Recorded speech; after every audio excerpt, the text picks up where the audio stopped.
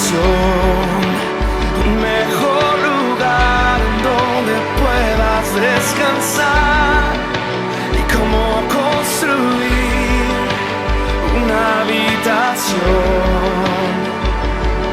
que sea el Espíritu un Santo santuario y para su ti. presencia. Yo quiero que en su Biblia, bueno, ahí puede ver también en su hoja, el Salmo 16, verso 11, dice lo siguiente. Dice el Salmo 16, 11, dice: me mostrarás la senda de la vida, en tu presencia, dígalo conmigo, en tu presencia hay plenitud de gozo y delicias a tu diestra para siempre. Vamos a orar. Amado Espíritu Santo, yo te doy gracias por lo que eres y haces en nuestra vida.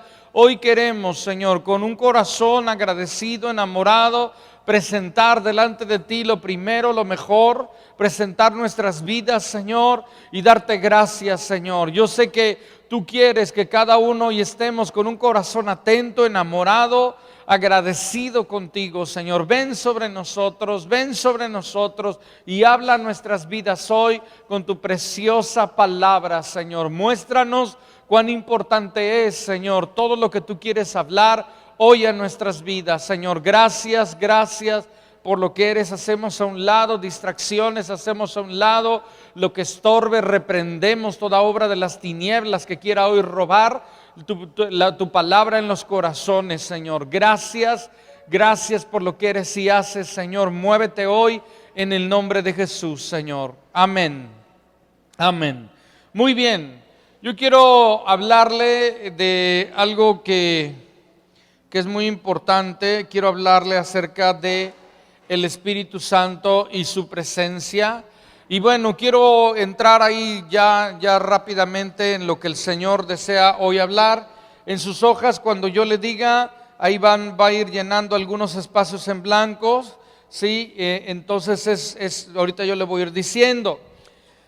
Hay algo muy importante. Hay 3 atributos fundamentales o básicos en cuanto a lo que es Dios, ¿sí? Nuestro Dios tiene muchos atributos. Los atributos no son lo que Dios tiene, sino lo que Dios es. Y hay 3 atributos fundamentales de Dios. Uno es que Él es omnipotente, todo lo puede. Número 2 es omnisciente, Él todo lo sabe. Y número 3, Él es omnipresente, y eso significa que está en todo lugar. Entonces yo quiero enfocarme a hablar hoy acerca de la omnipresencia de Dios. ¿Y a qué me refiero con la omnipresencia de Dios? La palabra nos muestra que Él está en todo lugar.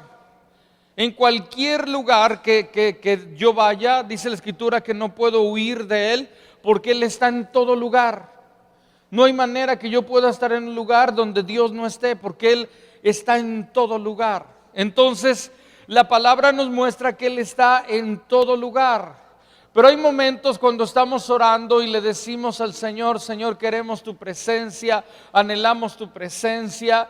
Y cuando estamos orando de esta manera, lo que estamos orando no solamente es entender que Dios está en todo lugar, sino lo que queremos es que Dios se revele en ese lugar. Lo que estamos buscando es la presencia manifiesta de Dios. Lo que estamos buscando es que Dios en medio de nosotros haga todo lo que Él desea hacer. En la Biblia hay momentos donde nos muestra, por ejemplo, cómo el pueblo de Israel, cuando caminaba en el desierto, de día veían una columna de nube y de noche veían una columna de fuego, y cada vez que ellos veían esa columna, ellos decían: Dios está aquí, Dios está en este lugar, Él está con nosotros. En este tiempo, en este nuevo pacto, no vemos, ¿verdad?, de alguna manera visible una columna de nube de día o una columna de fuego de noche, pero sí sentimos, sí experimentamos y sí Dios se manifiesta de muchas maneras en nuestra vida. ¿Cuántos saben que esto es así? ¿Se ha manifestado Dios de muchas maneras en su vida? Entonces, la Escritura nos muestra, y bueno, cuando estamos en este lugar, venimos, estamos orando, estamos clamando, y Dios se revela en nuestras vidas, algo sucede. Pero yo no solamente hoy quiero enfocarme a que nosotros estemos buscando que algo suceda cuando estamos dentro de este lugar, sino también yo creo que Dios puede y quiere manifestarse a nuestras vidas en todo lugar, dígalo conmigo, en todo lugar y en todo tiempo. Porque yo créame que Dios no solamente desea manifestarse a su vida el domingo y después se va y no lo encuentra hasta el otro domingo, sino Él desea manifestarse todos los días de nuestra vida. Pero para que esto suceda, es muy importante que nosotros tengamos entendimiento de lo que Dios desea hacer. Es muy importante que nosotros tengamos una actitud correcta. Es muy importante que nosotros estemos buscando al Señor continuamente. La Biblia nos habla diciendo: busca y sigue buscando, llama y sigue llamando, ¿verdad? Pide y sigue pidiendo. No solamente pedimos al Señor que Él haga lo que Él quiere hacer, sino también buscamos su rostro. Y se trata que estemos buscando su rostro de una manera continua. Y yo quiero hablarle acerca de la presencia de Dios en nuestras vidas, en todo tiempo, en todo lugar, en su hoja. ¿Cuál debe de ser nuestra actitud ante Él? Póngala ahí abajo: estar conscientes de su presencia. Estar conscientes de su presencia. Ya le dije, Dios habita en todo lugar. ¿Así es? Sí, ¿verdad? Puedo ir a la luna y ahí está el Señor. Es más, te dice: ¿por qué te tardaste tanto, verdad? Él está ahí, Él está en todo lugar. Entonces, es muy importante que aprendamos a estar conscientes que Él está en todo lugar. Pero ¿sabe qué nos sucede? ¿Sí tengo su atención? ¿Sabe qué nos sucede? Es que, por ejemplo, venimos a este lugar y usted es muy consciente de que Dios está aquí porque le estamos buscando, porque le estamos orando, porque estamos clamando al Señor. Pero muchas veces salimos de este lugar, o mañana, o pasado, u otros días, y se nos olvida, dígalo conmigo, se nos olvida que Dios también ahí está. Y que Dios ahí quiere manifestarse y revelarse a nuestra vida.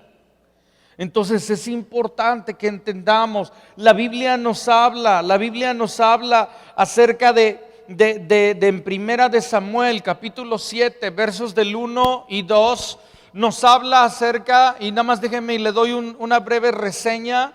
En el libro de Primera de Samuel, la Biblia nos habla que debido a que al sacerdocio, que no era un sacerdocio correcto, que no era un buen sacerdocio en la vida de Elí y sus hijos, que fueron hombres, dice la Escritura, que no estaban amando verdaderamente a Dios.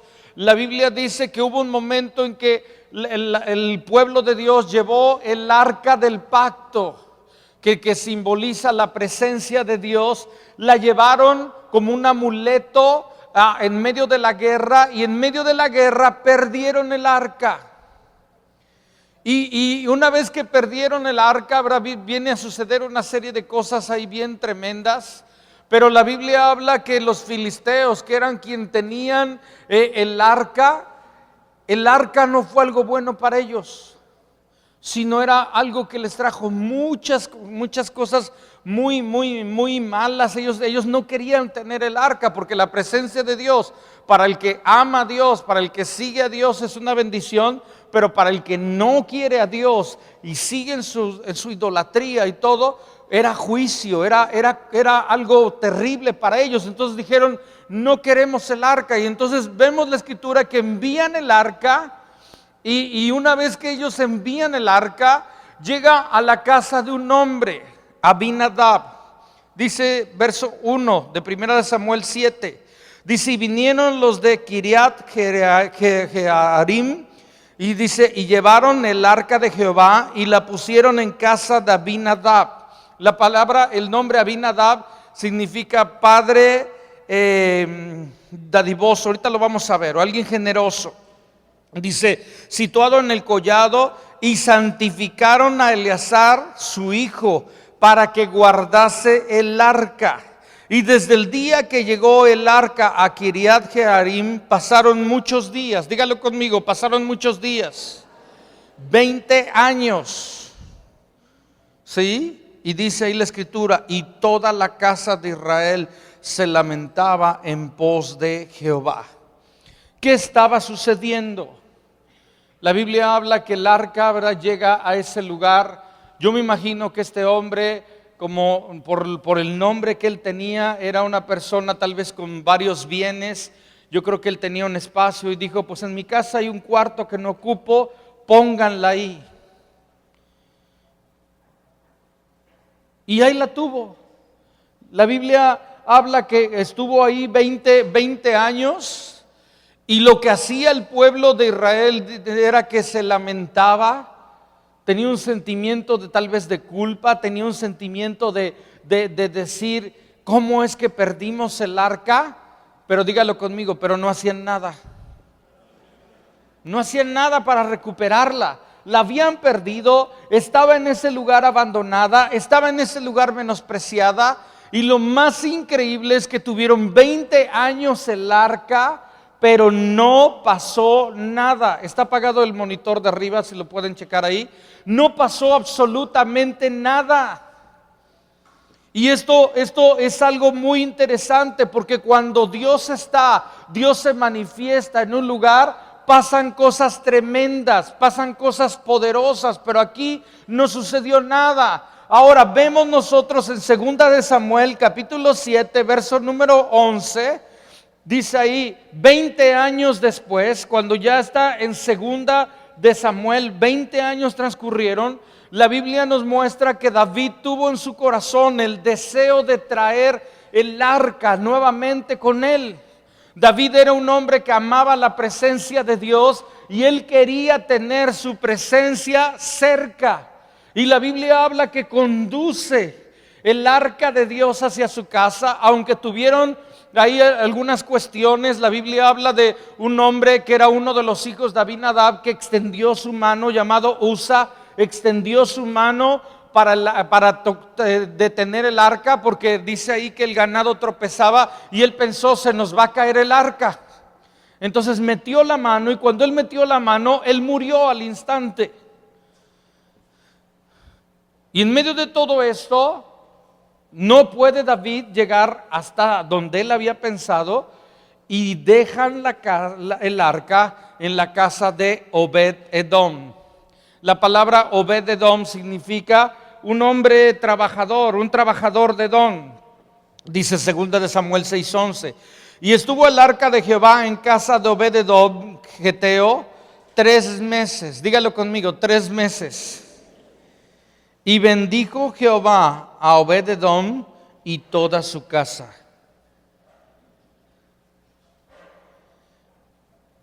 ¿Ve usted? Esta historia es la historia de 2 hombres que tuvieron, ahí está en su hoja, una actitud diferente ante la presencia de Dios. Ahí abajo están unos espacios en blanco. Uno la apreció, póngale usted ahí, la apreció, y el otro la menospreció. Los dos tuvieron la misma arca. No era un arca diferente, era la misma arca. Pero en uno pasaron 20 años, y dígalo conmigo, y no pasó nada. Nada. En el griego nada significa nada. Nada. Pero luego dice la escritura que en la casa de Obed-Edom, en 3 meses, dice la escritura que Dios lo bendijo a él, y no solamente a él, sino a toda su casa. ¿Qué fue lo que pasó? Porque la Biblia habla que Dios no hace acepción de personas. La Biblia nos muestra que no es que Dios de alguna manera escoja unos y otros no, sino la palabra nos habla que Él es grande en misericordia y nos muestra mucho en cuanto a su amor, en cuanto a su naturaleza. Pero ¿qué fue lo que pasó? Yo creo que lo que pasó fue que tenían una actitud diferente. Uno apreció el arca y el otro la menospreció.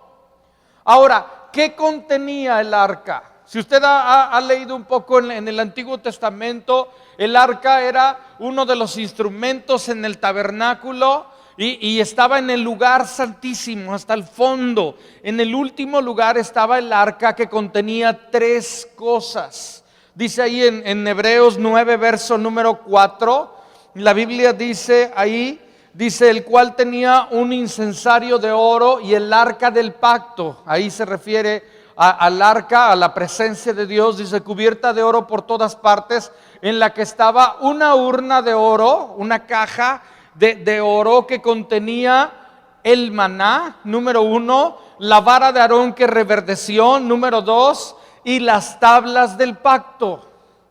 3 cosas contenían. 1, un poco del maná, que les recordaba que Dios era su proveedor, que Dios les dio pan en el desierto y se los iba a dar todas las veces que ellos lo necesitaran. Número 2, la Biblia nos muestra que ahí fue donde la vara de Aarón reverdeció, hablando acerca que en la presencia del Señor encontramos renovación, refrigerio, frescura, revelación de Dios. Y número 3, las tablas del pacto, que era la palabra de Dios, la ley, lo que Dios quería para su pueblo. Entonces es muy importante que como creyentes entendamos que hay un gran beneficio cuando nosotros estamos en la presencia de Dios. Que lo que cada persona necesita es estar en la presencia de Dios. A Obed-Edom le faltaron de alguna manera 3 meses. 3 meses fueron suficientes para cambiar su vida. Ahora, si nosotros lo trasladamos a nuestro tiempo, usted se podrá dar cuenta que Dios se revela, está en un lugar, y unos en algún momento son muy tocados, son transformados, y en poco tiempo suceden grandes cosas, y otros pasan años y años y años y nada pasa. ¿Dios es el mismo? Sí. Lo que cambia muchas veces es la actitud que nosotros tenemos delante de Dios. Lo que cambia muchas veces es qué tan abiertos, qué tan dispuestos, qué tan hambrientos nosotros podamos estar ante la presencia de Dios. Éxodo 25, 22 está ahí en su hoja. Dice la Escritura: de allí me declararé, dice, de allí me declararé a ti y hablaré contigo. Dice que era el arca del testimonio. Era el lugar donde ellos oían a Dios. Era el lugar donde Dios se manifestaba y revelaba a sus vidas. Entonces es muy importante, porque encontramos que Abinadab, en la casa de Abinadab, el arca era ignorada, era menospreciada, era una caja que estaba arrumbada en un lugar, pero en la casa de Obed-Edom no fue así.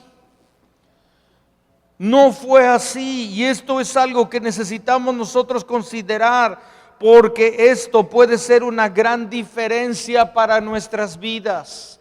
Tenemos que ser gente que ama, en verdad ama su presencia.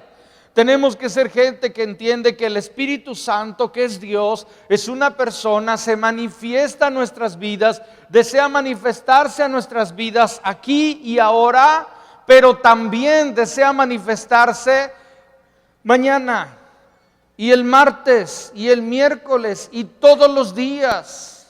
Y algo importante es que tenemos que entender que Dios desea revelarse a nuestras vidas no solamente en este lugar, porque algunas veces de alguna manera ha habido gente que tiene un concepto equivocado en cuanto a la iglesia, pensando en un edificio, en un templo.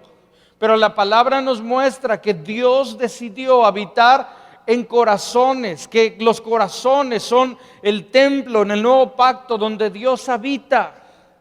La Biblia nos muestra que somos piedras vivas, que formamos parte de lo que es su iglesia. Pero es importante que nosotros entendamos que Dios desea revelarse a nuestra vida. Pero ¿cómo sucede eso? La gran diferencia, yo creo que consiste en que nosotros seamos conscientes de su presencia y que aprendamos a ser conscientes de su presencia en todo tiempo, en todo lugar. El día de ayer estaba yo leyendo ahí, estuve leyendo tengo una porción, unos escritos de un hombre que vivió en el año de 1666, y él planteaba algo así con respecto a la presencia de Dios. Y quiero leerle algunas cosas ahí que creo que me llamaron mucho la atención y creo que le pueden bendecir. Él primeramente entendió que en la presencia de Dios hay completa satisfacción. Y el primer versículo que nosotros leímos decía, ahí en su hoja está, dice: en tu presencia hay plenitud de gozo y delicias a tu diestra. Y creo que lo primero que nosotros necesitamos entender es cuán importante es saber que en su presencia hay una satisfacción continua y completa, pero necesitamos ser conscientes de ello. Ahorita va a anotar en su hoja estos 8 puntos de qué es practicar la presencia de Dios. Nada más escúcheme tantito. Es muy importante cuando yo entiendo una realidad de Dios en mi vida, lo que me va a llevar es a conversar constantemente con Él, hablar con Él, hablar de lo que Él es, ¿sí? Y también él aprendió, dice, a de alguna manera entregar a Dios, no solamente de alguna manera a entregarse a Dios, no solamente en las cosas espirituales, sino en las temporales, en las de todos los días. ¿Y a qué me refiero con esto? Es que Dios quiere y puede revelarse a su vida aquí y ahora, cuando usted está atento oyendo su palabra, cuando está abierta su Biblia y usted le está escuchando, pero también cuando está haciendo lo que hace todos los días: lavar, planchar, ¿qué más quiere? Manejar, ir por los niños, regresar. En todo eso Dios quiere y puede manifestarse a nuestra vida, pero necesitamos nosotros aprender y entender que en su presencia hay esa completa satisfacción. Segunda cosa que este hombre entendió fue que el amor es el motivo de todo. Y dice que él decía que si somos gobernados por el amor a Dios, entonces todo lo que hacemos tendrá otro sentido y otra manera de cómo lo hacemos. Él también encontró una relación entre lo que es la fe y el amor. Y él decía esto, dice: el fundamento de su vida espiritual había sido un alto conocimiento y estima de Dios. Si pueden arreglar el micrófono, por favor. Dice: un alto conocimiento y estima de Dios por medio de la fe. Yo creo que cuando nosotros conocemos a Dios y en verdad lo conocemos, nuestra estima, nuestro amor por Dios cambia, y nuestra fe dejará de ser una fe como una doctrina nada más, para convertirse en una forma de vida. Sí, muy importante. Y él también entendió la diferencia de cómo acercarse a Dios, porque algunas veces cuando nos acercamos a Dios pensamos que tenemos que hacerlo de una manera, hablar de una manera, tener una posición, pero algo importante es que Dios puede y quiere manifestarse a nuestras vidas, y que podemos hablar a Él como hablamos con cualquier persona, y Él nos escucha, Él se revela a nuestras vidas, pero necesitamos conocerle, darle gloria, darle honor.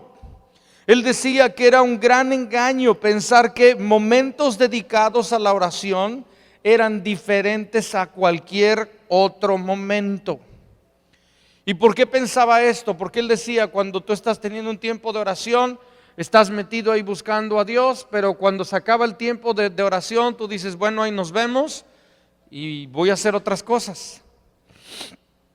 Pero la Biblia, por ejemplo, habla de orar sin cesar. ¿Cuántos saben que la Biblia habla de orar sin cesar? Y la Biblia habla de orar en todo tiempo. Y no sé cuántos se preguntarían entonces, ¿y entonces cuándo trabajo? O cuando lavo, o cuando plancho, o cuando hago lo que tengo que hacer, o cuando atiendo mi trabajo, o atiendo lo que tengo que hacer. La diferencia es que si nosotros ofrecemos a Dios todo lo que hacemos, tanto lo espiritual como lo natural, como lo temporal, como lo de todos los días, se lo ofrecemos a Dios, nuestra vida espiritual va a cambiar. Y también no necesitamos desconectarnos. No necesitamos desconectarnos de Dios para hacer lo que tengamos que hacer. Es muy importante. ¿Puedo yo estar haciendo lo que hago normalmente y estar hablándole, estar buscando de alguna manera lo que Él es? Y Él hablaba que su oración cambió y se revolucionó porque Él tenía un sentido de la presencia de Dios en su vida todos los días. Todos los días, en toda hora, en todo momento. Y entonces eso me lleva a entender que la palabra, de alguna manera, que la presencia de Dios puede ser practicada. Podemos practicar su presencia. ¿A qué me refiero con esto? Punto número 1, está ahí en su hoja y ahorita lo va a ir viendo. Practicar la presencia de Dios, número 1, es reconocer que Él está cerca.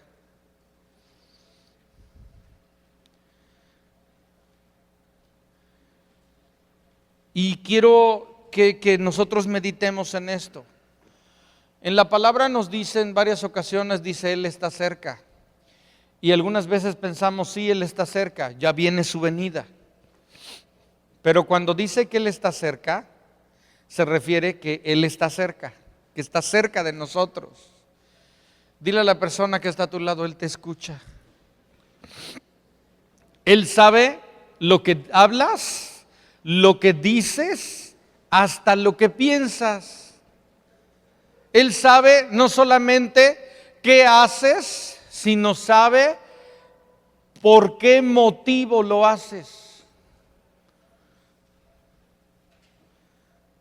Porque nosotros podemos hacer muchas cosas, pero Dios sabe por qué motivo las hacemos.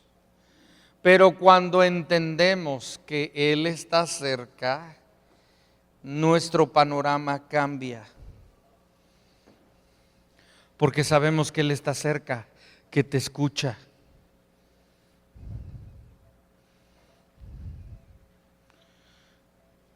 Yo creo que usted lo ha pensado, ¿verdad?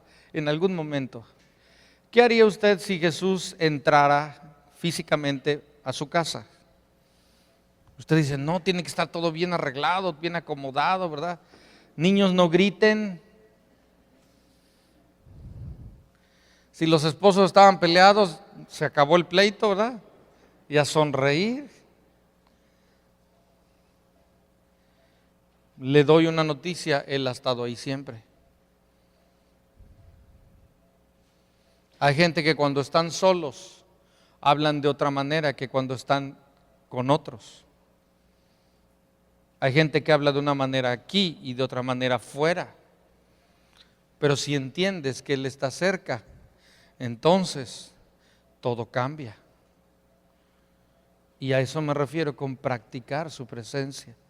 Me refiero con entender que nunca estoy solo.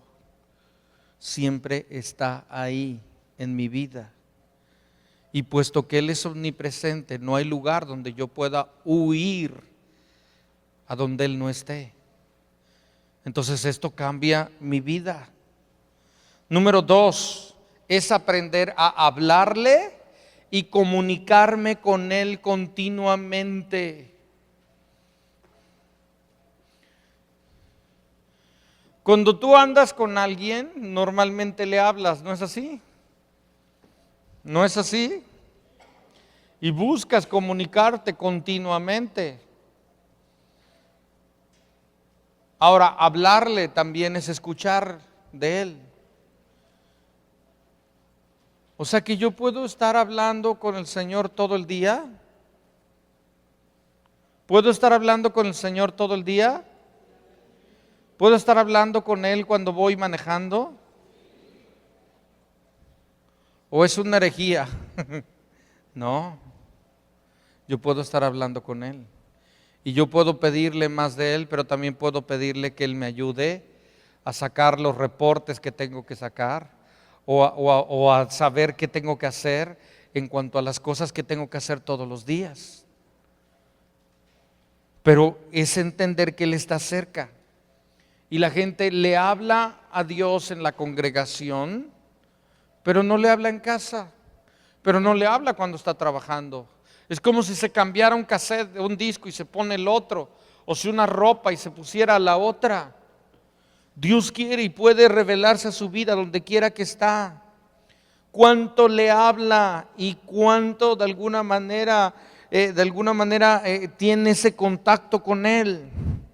Tercero, es aprender a considerarlo en todo lo que hago. Proverbios capítulo 3, verso número 6. Si ponen ahí Proverbios 3:6, dice: reconócelo en todos tus caminos y Él enderezará tus veredas. Algo que nos ayuda mucho a entender esto es que usted entienda que el Espíritu Santo es una persona. Por ejemplo, si usted sale de este lugar y no va solo, porque normalmente, por ejemplo, a su esposa le pregunta: ¿qué quieres comer? ¿Cuántos hacen eso terminando la reunión, ¿verdad? O a la familia: ¿y qué comemos hoy, verdad? Usted no les dice: ahora vamos a comer paella, porque yo lo digo. Normalmente no.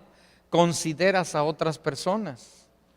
Nosotros necesitamos aprender a considerar a nuestro Dios en todo lo que hacemos. Y necesitamos continuamente considerarlo para preguntarle, para decirle si lo que estoy haciendo es algo que le agrada o le desagrada. Si lo que estoy haciendo contribuye a lo que Dios quiere o va a ser un estorbo para lo que Dios quiere. Reconocerlo, considerarlo, es tomarlo en cuenta en mi vida. Y tomar en cuenta cuán importante es lo que hago y cuán importante es que le dé el lugar que debe de tener. Cuarto punto, practicar la presencia del Señor es ser lleno de temor en mi vida, de temor de Dios. Y digo temor, no miedo, porque la Biblia nos habla que Dios no nos ha dado un espíritu de cobardía, de miedo, pero la Biblia nos habla que el principio de la sabiduría es el temor al Señor. Entonces, cuando la Biblia habla de temor al Señor, está hablando de un respeto, está hablando de un miedo, de algún temor santo en mi vida que me lleva a honrarlo, que me lleva a saber que no puedo jugar con determinadas cosas, porque también la Biblia nos habla que Él es justo juez. La Biblia también nos habla acerca de la ira de Dios. Uno de los atributos de Dios es su ira. Y usted vea, la Biblia nos muestra desde el Génesis que Dios no anda jugando. Y en el capítulo, nada más empezando, 10:11, la Biblia nos habla de un juicio que vino sobre la tierra, porque el hombre quiso hacer lo que, y la mujer quisieron hacer lo que se les dio la gana, y Dios trajo un juicio, Dios trajo de alguna manera a sus vidas por lo que estaban haciendo. Pero escúcheme, si yo sé y entiendo que Él está conmigo, que Él me ve, lo que también el practicar la presencia de Dios significa que tengo temor continuo en mi vida de no hacer algo que le ofenda, que le lastime. Es entender que aunque nadie me ve, dígalo conmigo, aunque nadie me ve, Dios me ve. Y cuando usted entiende que Dios me ve, aunque nadie me vea, y tiene temor de Dios en su vida, usted será el mismo cuando todos están que cuando nadie está. La Biblia dice que Dios no puede ser burlado. No hay manera. Cuando alguien trata de verle la cara a Dios, nada más se la está viendo a sí mismo, porque a Dios no le puede engañar, no puede engañarle. Quinto punto, es tener interés en conocer a nuestro Dios. Cuando practico su presencia, me lleva a entender que Él está conmigo. Entonces yo puedo hablar con Él y puedo preguntarle. Y mientras estoy en su palabra, no estoy delante de un libro, estoy delante de una persona. y puedo preguntarle y Él me responde a través de su palabra y puedo escuchar lo que el Señor quiere. ¿Sabía usted que es muy importante que usted conozca al Señor? ¿Sabe que la causa de las mayores desgracias del pueblo de Dios fue su falta de conocimiento de Dios? Dios desea revelar su persona, su naturaleza, su voluntad, pero solamente nosotros lo conocemos cuando buscamos conocerle, cuando tenemos un interés por conocer y crecer en ese conocimiento de Dios. Está a su alcance, está cerca de usted, usted le puede escuchar y Él quiere revelarse a su vida. Sexto punto es buscar una transformación continua.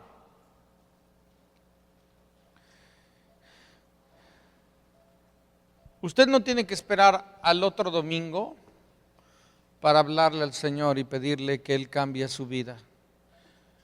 Muchas veces hay situaciones que Dios está tratando en la semana y Él nos está hablando de algo y no tiene que esperar hasta el otro domingo para decir: Señor, aquí está esto, aquí está aquello.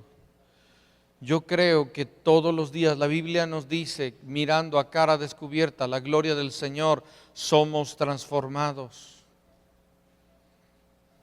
Por ahí dicen: dime con quién andas. ¿Y qué dice? Y te diré quién eres. Pero si yo entiendo que Él está conmigo y Él puede y quiere cambiar mi vida y transformarme, entonces puede hacerlo todos los días, porque está cercano, no es un Dios lejano. Y continuamente puede estar hablando a mi vida de aquellas cosas que están bien o que están mal. Séptimo punto es buscar verlo en acción. Es buscar verlo en acción. ¿Y a qué me refiero con esto? Dios se mueve y desea moverse entre nosotros aquí y ahora, pero también Dios quiere y puede moverse en donde está, en donde va, en medio del trabajo, en medio a su alrededor, con sus vecinos, en donde quiera que usted esté.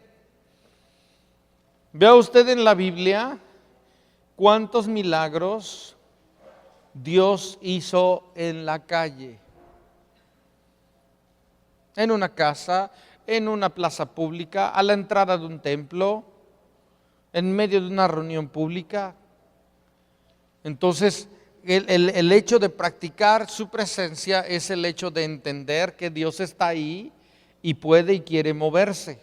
Lo único que tengo que hacer es aprender a reconocer que Él está ahí, que está a nuestro alcance, que está cerca. Y número 8 es preparar un lugar. Es preparar un lugar donde Dios se manifieste. Yo quiero que me acompañe ahí en Segunda de Reyes, capítulo 4, verso número 8. Segunda de Reyes 4, verso 8. Nos da la palabra una historia acerca de un profeta llamado Eliseo y una mujer sunamita, ¿sí? La Biblia nos dice, y cuando usted lea usted el verso 8, dice: y aconteció también que un día, ahí están las pantallas, pasaba Eliseo por Sunem, y había allí una mujer importante que le invitaba insistentemente, dígalo conmigo, le invitaba insistentemente a que comiese. Y cuando él pasaba por allí, dice, venía a la casa de ella a comer. Verso 9, y ella dijo a su marido: he aquí ahora, yo entiendo, dígalo conmigo, yo entiendo que este que siempre pasa por nuestra casa es varón santo de Dios. Ahora, cuando usted piensa en el profeta, en Eliseo, y cuando dice este varón santo de Dios, no se refiere a que esa mujer quería que estuviera el profeta ahí, sino principalmente ella quería al Dios del profeta. ¿Sí? Ella quería a Dios en su casa. La Biblia nos muestra que tiempo después ella necesitó, porque el hijo de esta mujer murió, y Dios hizo un milagro en esa mujer. Y dice ahí el verso número 9, pero verso 10. Dice, yo te ruego, está hablando con su esposo y le dice, yo te ruego que hagamos un pequeño aposento de paredes. No estaba hablando de un aposento temporal, no dijo, mira, vamos a ponerle aquí una carpa, una tienda de campaña. No, está hablando de un aposento de paredes. Dice, y pongamos allí una cama, una mesa, una silla y candelero, para que cuando Él viniere a nosotros, se quede en él. Verso 11. Y aconteció que un día vino él allí y se quedó en aquel aposento y allí durmió. Yo creo que es muy importante que cada uno de nosotros preparemos un lugar donde Dios se manifieste. Ahora, no me refiero que usted diga, a partir de mañana voy a hacer un altarcito o un templo en mi casa.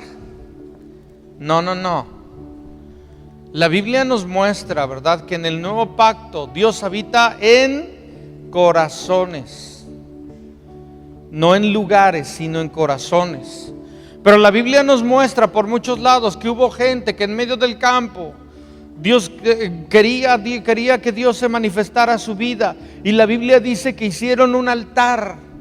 ¿Y sabe cómo hicieron un altar? Tomaron un montón de piedras, derramaron aceite sobre ese lugar y dijeron, aquí voy a buscar a Dios, y le buscaron hasta que Dios se revelaba a sus vidas. Entonces, un altar puede ser cualquier lugar. Un altar ni siquiera es un lugar físico. No le estoy diciendo que vaya y junte un montón de piedras y derrame aceite. Lo que le estoy diciendo es que Dios puede revelarse a nuestra vida donde quiera que le busquemos. Pero si le buscamos, Dios quiere revelarse a nuestra vida. Y si nosotros preparamos un lugar, por ejemplo, en oración, en ruego, en clamor en este lugar, estamos preparando un lugar para que Dios venga y Dios se manifieste. Pero no es solamente el domingo. Dios quiere revelarse en su vida todos los días. Así es que el practicar su presencia es entender que en mi corazón, si yo tengo un anhelo, un deseo que Dios venga a mi vida, Él puede revelarse a mi vida donde quiera que esté, y cualquier lugar puede ser un altar donde Dios viene, donde Dios desciende, como la Biblia nos muestra acerca de Jacob, un hombre que vio que ángeles subían y descendían del cielo.